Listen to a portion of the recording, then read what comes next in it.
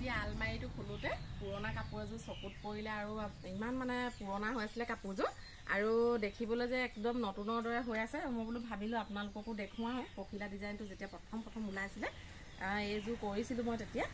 আৰু এনেকুৱা দুযোৰমান অৰ্ডাৰ কৰি দিলোঁ বাৰু।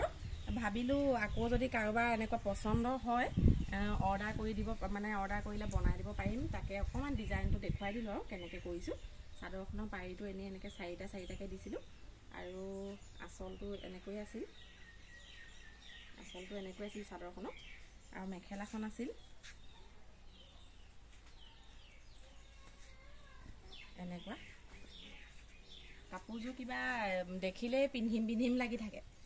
কাপোৰযোৰ দেখিলে একদম পিন্ধিম ক'ৰবালৈ যাম নিচিনা লাগি থাকে মানে দেখিলে দেই।